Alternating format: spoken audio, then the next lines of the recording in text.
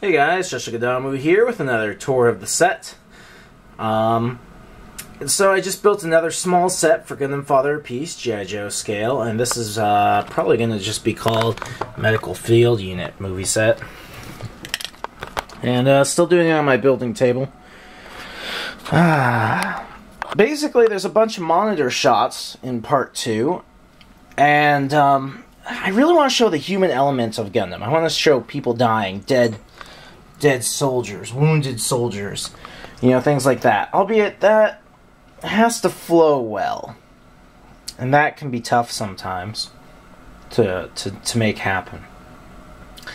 You don't see that terribly often. If you think through all the Gundam series you've seen, you don't tend to see a lot of that unless it's main characters or something like that. You see the most of it in probably Gundam 0080.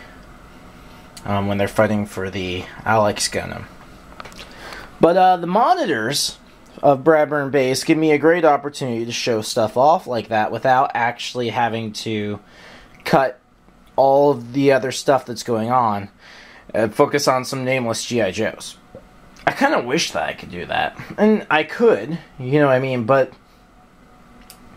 at the moment, at least in this episode, I think that it interrupts with the flow.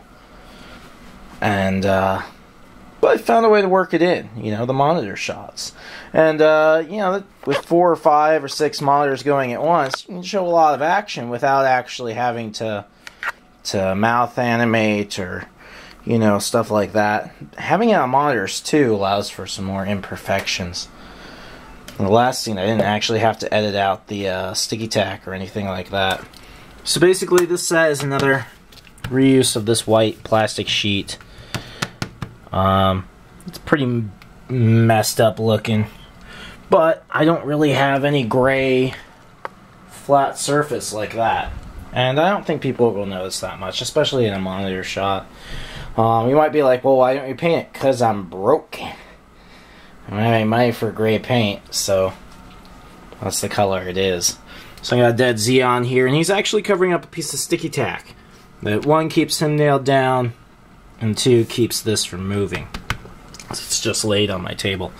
I sticky tack these down, and that's a key trick when you're doing stop motion animation, is you don't want stuff to get bumped and radically move.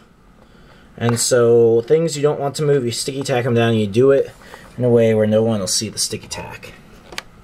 Sticky tack down these G.I. Joes. You can see it a little bit. But as this is a monitor shot, I'm not going to worry about it too much. But there was just no way to make him balance very well himself and animate him without sticky tacking him down. Did the same for this guy. Got an old G.I. Joe prop there and stretcher. Medical field unit. This is the corp.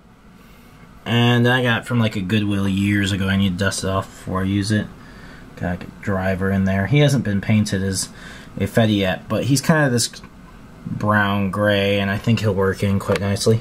Give this guy a hat. I have to reuse my heads a lot, but I try and keep them helmeted and things so you don't recognize them all the time. Discern their, or hide their face.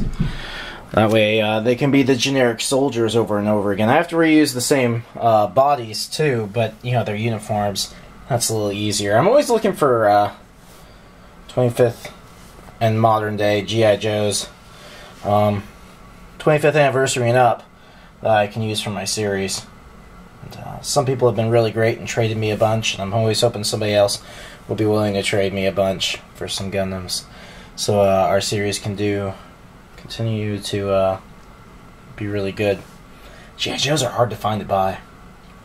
Anyways, I also sticky tacked these down. Yeah, you can see it there.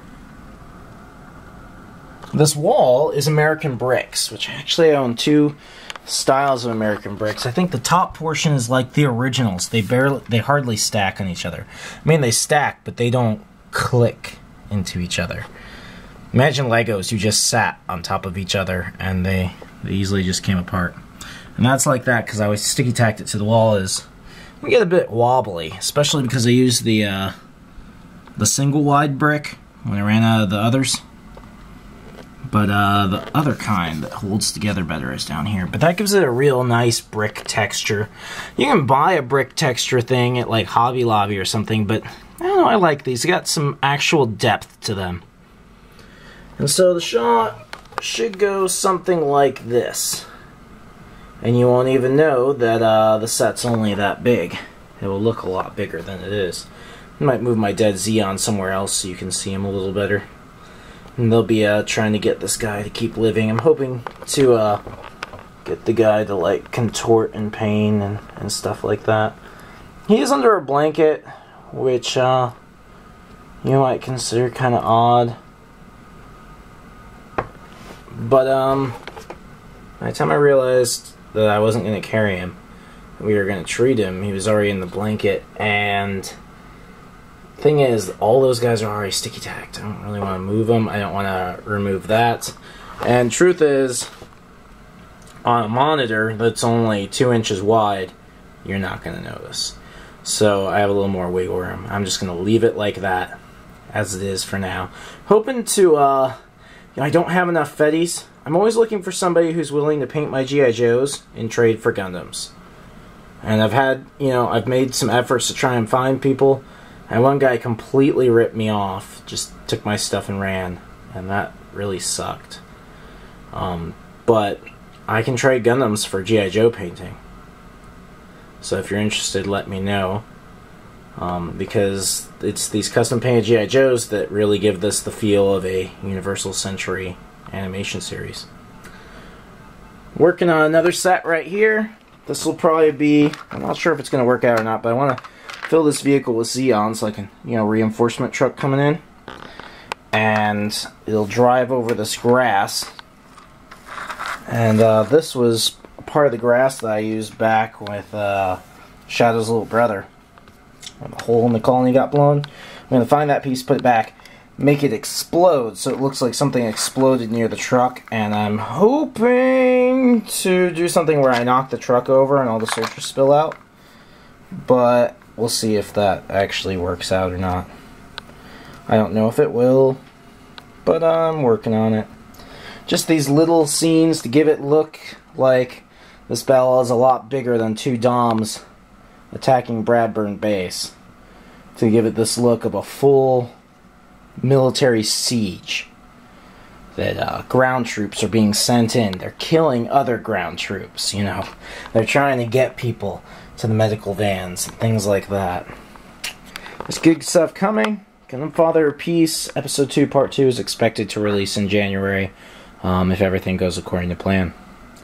And like I said, if anyone's interested in paying G.I. Joes in trade for Gundams, send me a message. Thanks.